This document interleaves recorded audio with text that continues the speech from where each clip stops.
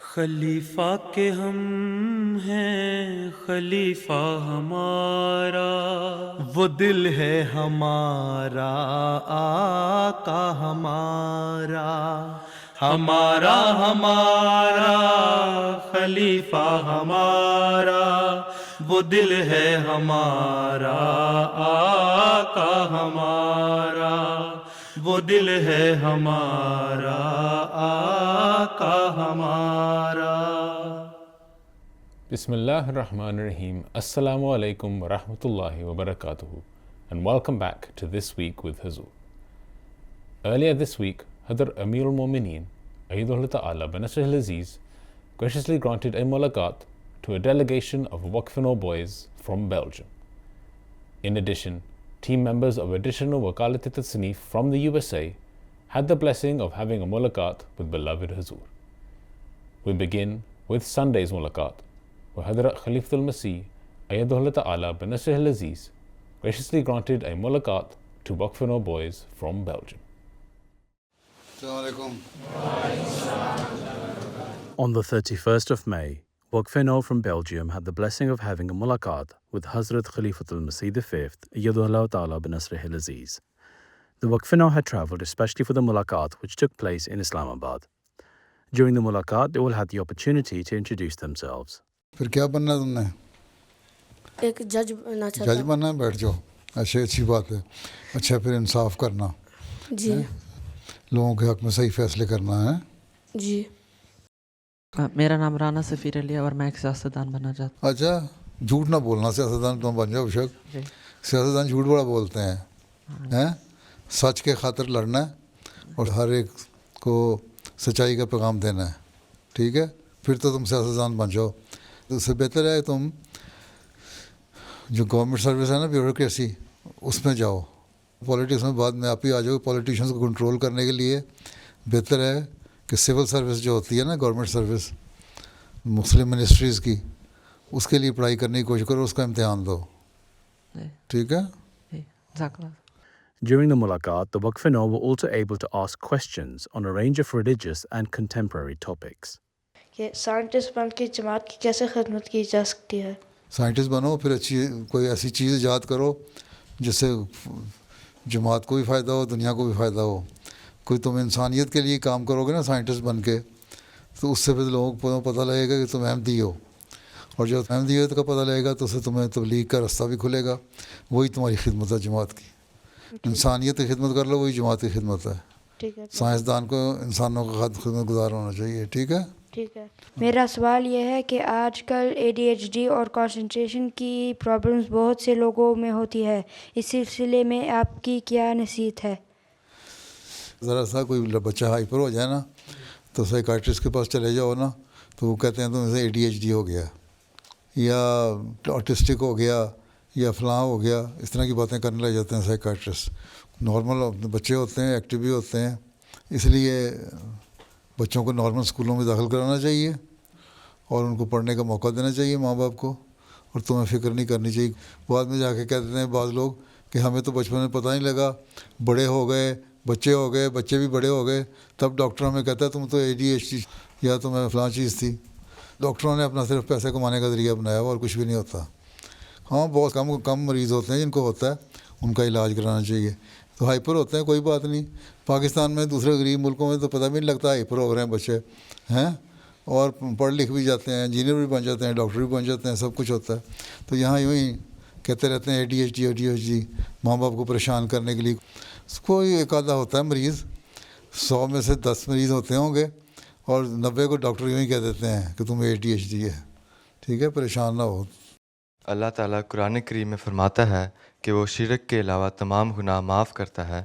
میرا سوال یہ ہے کہ بہت بڑے گناہ جیسے کسی کا قتل وغیرہ کیوں معاف ہو سکتے ہیں جبکہ شرک معاف نہیں ہوتا؟ شرک اللہ تعالیٰ کہتا ہے کہ اگلے جہان جا کے نا، میں پھر کیونکہ وہ میرے مقابلے پہ آئے تھے نا، تو قاتل جو ہے وہ بھی بعض دفعہ شرک کر رہا ہوتا ہے۔ وہ یہ کہتا ہے کہ میں کسی کو مار بھی سکتا ہوں، زندہ بھی رکھ سکتا ہوں۔ حضرت ابراہیم کے جو مقابلے میں بادشاہ آیا تھا، اس نے بھی یہی کہا تھا، ٹھیک ہے؟ اس لیے اللہ تعالیٰ کہتا ہے، تم کہتے ہو نا میں اللہ تعالیٰ کے مقابلے پہ آیا ہوا ہوں، اس لیے اللہ تعالیٰ کے مقابلے پہ کراؤ گے تو پھر ٹھیک ہے، تمہیں معاف نہیں کروں گا میں. باقی گناہ جو ہیں دوسرے، قتل بھی ہے، اگر انسان معافی مانگ لے تو اللہ تعالیٰ معاف کر دیتا ہے. ایک شخص تھا، اس نے 99 قتل کر دیے، پھر اس کو خیال آیا کہ میں معافی مانگوں اللہ تعالیٰ سے. وہ معافی مانگنے کے لیے کہ بزرگ کے پاس گیا، کس طرح معافی مانگوں. انہوں نے کہا کہ تم نے اتنے قتل کر دیے، تم معاف نہیں ہو سکتے. اس نے اس کو بھی قتل کر دیا کہ چلو 99 سے 100 پورے ہو گئے. اس کے بعد پھر اس نے کہا بخشش کا ذریعہ، ایک بزرگ سے پوچھا. اس نے کہا ہاں فلاں جگہ ایک بزرگ ہے، اس کے پاس جاؤ، وہ تمہیں بتا دے گا راستہ بخشش کا. تو وہ جا رہا تھا تو راستے میں وہ مر گیا خود بھی. جب مر گیا تو پھر دوزخ کے فرشتے جو جہنم میں لے جانے والے تھے وہ بھی آ گئے، اور جنہوں نے جنت میں لے جانا تھا وہ بھی آ گئے. انہوں نے آپس میں بحث شروع کر دی. جنت والا کہہ رہا تھا کیونکہ یہ نیکی کرنے کی طرف جا رہا تھا، اپنے گناہ معاف کرنے کی سوچ رکھتا تھا، اللہ تعالیٰ کا خوف اس کے دل میں پیدا ہوا، اس لیے میں اس کو جنت میں لے کے جاؤں گا. دوزخ والا کہتا نہیں، اس نے 100 قتل کر دیے ہیں، اس کو میں دوزخ میں لے کے جاؤں گا.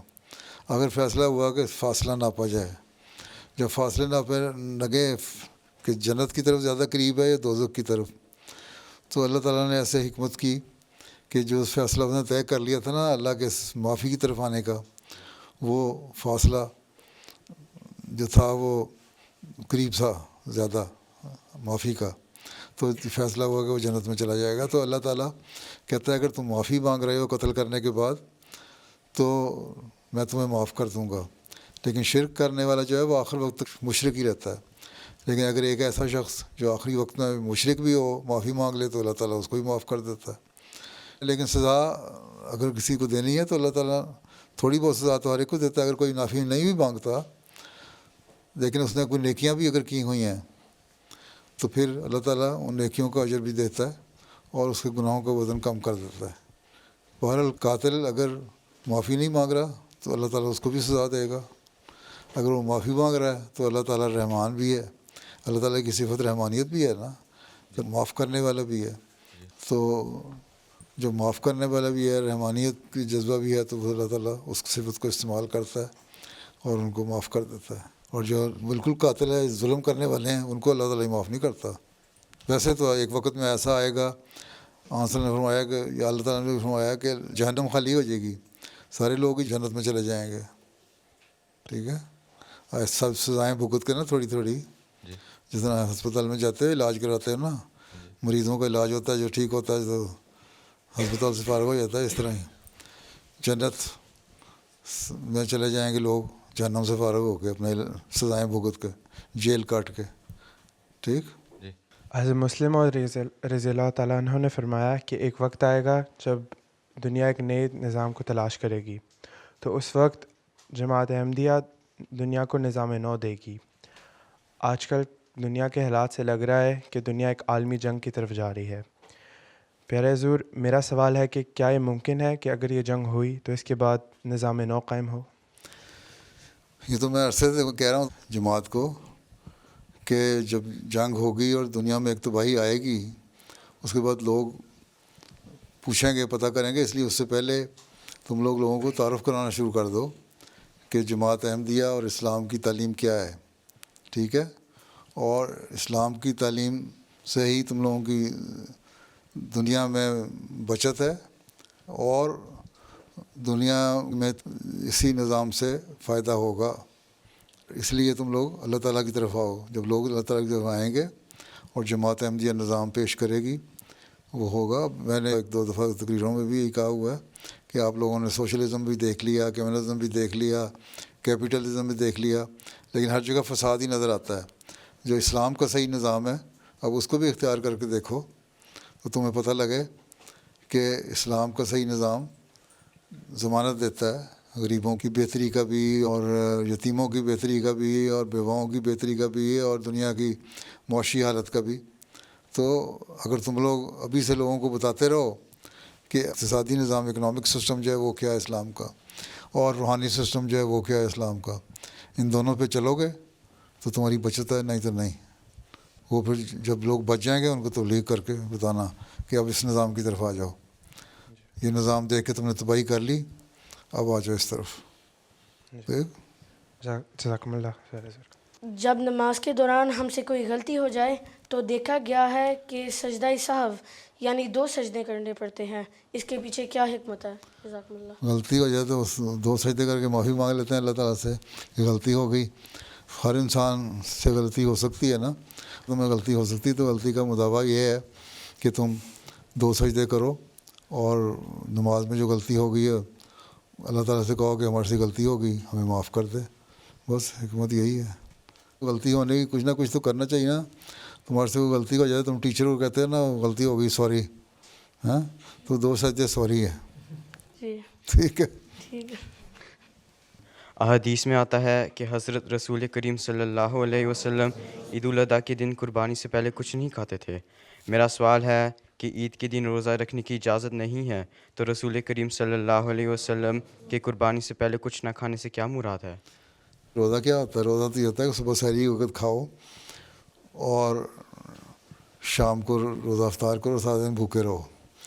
تو ہاں حضرت صلی اللہ علیہ وسلم کی یہ سنت تھی کہ صبح عید کی نماز جلدی ہو جاتی تھی، عید الاضحیٰ کی، بڑی عید کی، بقرہ عید کی. اس کے بعد جو جانور ذبح کرتے تھے نا تو اس کے گوشت سے اس کو کھاتے تھے، افطار کرتے تھے کہ اس میں برکت ہے. یہ قربانی جو اللہ تعالیٰ کے حضور پیش کر رہا ہوں، اس میں سے جو اتنا میرا جو فاقہ ہے، ایک رات کا، رات کو میں نے کھانا کھایا ہوا، اب میں جو توڑ رہا ہوں. پانی تو پی لیتے تھے، کھاتے نہیں تھے، پانی تو پیتے تھے نا. روزہ تو نہیں تھا نا. یہ کہاں آیا کہ پانی بھی نہیں پیتے تھے؟ پانی پیتے تھے، صرف کھانا نہیں کھاتے تھے. اس وقت غذا نہیں کھاتے تھے پکی ہوئی. اس میں یہ سنت تھی کہ جو میں قربانی کر رہا ہوں اسی میں سے کھاؤں تاکہ اس کی برکت جو ہے مجھے بھی حاصل ہو. پہلے یہ حکمت ہے. ٹھیک ہے. جزاک اللہ پیارے حضور. ہمیں سکھایا جاتا ہے کہ اچھی صحبت اختیار کرنی چاہیے. میرا سوال ہے کہ اچھی صحبت کی کیا پہچان ہے؟ اچھی صحبت یہ ہے کہ تمہارے دوست اچھے ہوں، جہاں تمہیں نیک باتوں کی تلقین کی جاتی ہے. تمہارے بزرگ تمہیں کہتے ہیں نمازیں پڑھو، نیک کام کرو، شرارتیں کم کرو، لوگوں سے مار دھاڑ نہ کرو، اچھے اخلاق دکھاؤ. ایسی نصیحت کرنے والے لوگ ایسے ہیں جو اچھی صحبت والے لوگ ہیں.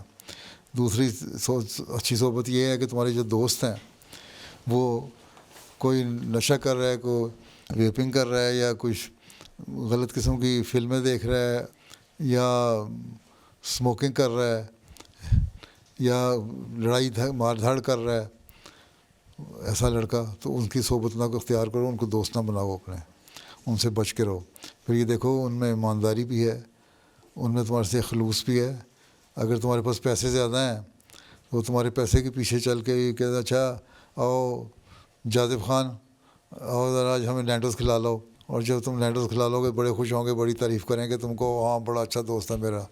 اور جس دن تمہارے ابا تمہیں پیسے نہیں دیں گے یا تمہارے پاس جیب میں پیسے نہیں ہوں گے، تم کہہ دو گے آج نہیں میں کھلا سکتا. وہ کہیں گے تم بڑے کنجوس آدمی ہو، تم یہ ہو وہ، تمہیں برا بھلا کہتے ہیں. اس کا مطلب وہ اچھے دوست نہیں ہیں، اچھی صحبت نہیں ہے. تو اچھی صحبت وہ ہے، اچھے دوست بناؤ. ایسے لوگ جو دنیا داری میں پڑے ہوئے ہیں، نشے میں پڑے ہوئے ہیں، غلط قسم کی فلمیں دیکھتے ہیں، غلط حرکتیں کرتے ہیں، لڑائیاں کرتے ہیں، غلط زبان استعمال کرتے ہیں، پڑھائی میں اچھے نہیں ہیں، وہ اچھے دوست نہیں ہو سکتے. اور جو اچھے ہیں ان ساری چیزوں میں وہ اچھے دوست ہیں. اسی طرح جو تمہارے بڑے ہیں وہ تمہیں اچھی باتوں کی نصیحت کرتے ہیں، وہ اچھی صحبت ہے. ٹھیک. جزاکم اللہ پیارے حضور. میں اللہ تعالیٰ کے فضل سے قرآن کریم حفظ کرنے کی کوشش کر رہا ہوں. اچھا ماشاء اللہ. آج کل پڑھائی کے بوجھ کی وجہ سے مجھے اس کوشش میں کچھ مشکل کا سامنا ہو رہا ہے. پیارے حضور سے رہنمائی کی درخواست ہے کہ میں اپنے باقی کاموں کے ساتھ ساتھ قرآن کریم کو حفظ کرنے میں کیسے کامیاب ہو سکتا ہوں؟ پڑھائی کے امتحان ہو رہے ہیں اگر، اور کچھ ان دنوں میں تم جو پچھلا حفظ کیا ہوا ہے نا اس کو دہراتے رہو.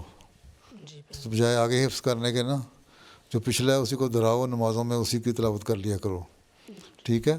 اور پڑھائی پہ توجہ دو اور امتحان کی طرف توجہ دو. آج کل زیادہ امتحان ختم ہو جائیں، پڑھائی ختم ہو جائے. آج کل امتحان ہو رہے ہوتے ہیں نا عام طور پہ لوگوں کے اس سیزن میں، جب ہو جائیں ختم تو پھر دوبارہ حفظ کرنا شروع کر دو. دونوں کام ساتھ ساتھ کرنے ہیں نا. جو مدرسۃ الحفظ میں لوگ جاتے ہیں بچے، وہ پھر پڑھائی نہیں کرتے، وہ 3 سال حفظ کرتے ہیں صرف. تم نے دونوں کام کر رہے ہیں، اس لیے ان دنوں میں تم پرانا جو یاد کیا اس کو دہراتے رہو نمازوں میں یا ویسے چلتے پھرتے. باقی پڑھائی کی طرف توجہ دو. اور آئندہ جو اگلا یاد کرنا ہے وہ امتحانوں کے بعد کر لینا چھٹیوں میں. As the mulaqat concluded, the Waqf had the opportunity to have a picture with Hazrat Amir al-Mu'mineen and also received the gift of pens. On the 1st of June, team members of additional Wakalat Tasneef from America had the blessing of having a mulaqat with Hazrat Khalifatul Masih. The group had travelled especially for the mulaqat, which took place in Islamabad. As the mulaqat began, additional Wakilat Tasneef Muniruddin Shams Sahib presented a report on the work being carried out by the team members present. हुजूर 20 साल हो गए हैं इस committee को काम करते हुए, तो जो हमारी पिछली मुलाकात थी हुजूर अक़दस से 2023 में, उस वक्त तक हुजूर 309 कुतुब जो थी वो कंप्लीट उनका तर्जमा हो चुका था. 15.2 बनती है एवरेज पर ईयर, और हुजूर गुज़िश्ता 3 साल जो बनते हैं हुजूर से जो मुलाकात हुई थी उसके बाद से अब तक 62 कुतुब का तर्जमा किया गया है, और 29 हैं जिनके ट्रांसलेट किया गया, 33 हैं जिनको फॉर्मेट किया गया, और इस तरह इनकी एवरेज जो है पर ईयर वो 20.7 बनती है. हुजूर रूहानी ख़ज़ाइन और मलफूज़ात के बारे में हज़रत मसीह मऊद अलैहिस्सलाम की जो कुतुब हैं उनमें हुजूर 76% किताबों का तर्जमा हो चुका है, और जो 93 टोटल किताबें हज़रत मसीह मौद की उनमें से 71 का हुजूर अंग्रेज़ी तर्जमा शाया हो चुका है, और इस तरह 60% बनते हैं जो कि सफ़ात का तर्जमा किया गया. 14 कुतुब हुजूर ऐसी हैं जो कि खिलाफत खामसा से पहले जिनका अंग्रेज़ी में तर्जमा हुआ था. हुजूर अल्लाह ताला के फजल व करम से जो हुजूर के खिलाफत में जो तर्जमा किया गया है कुतुब का वो 57 है. तो ये हुजूर एक मैं समझता हूँ बहुत बड़ी अचीवमेंट है अल्हम्दुलिल्लाह कि इस दौर खिलाफत ने 57 बुक्स का तर्जमा किया गया अंग्रेज़ी में, जबकि इससे पहले सिर्फ 14 कुतुब थीं जिनका तर्जमा होकर शाया किया गया था. After the report, all attendees had the opportunity to introduce themselves and their work. बाकी तो हो गई बातें, आपकी रिपोर्ट भी सुन ली, आपसे बातें भी कर ली, काम कर रहे हैं, किए जाएं, अल्लाह ताला तौफीक दे. और मज़ीद जो आप कहते हैं कि 71 किताबें आपने रूहानी ख़ज़ाइन में से कर ली हैं, तो बाकी भी मुकम्मल करें जल्दी जी इंशाल्लाह. ठीक है. जर्मनी वालों ने तो सारे रूहानी ख़ज़ाइन मुकम्मल कर लिए जर्मन ज़बान में हैं, और इसने पिछले 10 साल से उन्होंने शुरू किया था, और आप लोग पिछले 30 साल से कर रहे हैं, अभी तक 71 तक पहुँचे हैं. अब उनकी टीम भी आपसे छोटी है जी. अरबी वालों ने भी कर ली है मुकम्मल. ठीक है जी. इंग्लिश रह गया पीछे, ये चैलेंज है आपके लिए. Assalamu alaikum, Hazur. As a member of the Tasneef team, in the past 6 months, on average, I have spent about 12 to 18 hours a week on Tasneef, but there have also been weeks where I spent a lot more time. Sometimes, because of deadlines and important Tasneef work, I end up having to put my schoolwork aside for later. Alhamdulillah, I've been able to maintain straight A's, and I am passionate about Tasneef work. My question is, should I finish my day's Tasneef work first before I start my schoolwork, or should I do my schoolwork first? Your first preference should be your studies. First you do your schoolwork, then Tasneef. First preference should be your school. After completing your study, education, when you have some good degree in any of the subjects you want to achieve, then the extra time you can give to Tasneef. Anyway, as a tifl, as a young boy, you can give time to Tasneef, but the first preference should be your studies. You make a chart, a timetable, that on school days, normally here in the West, out of 365 days, only 175 or something days you go to school.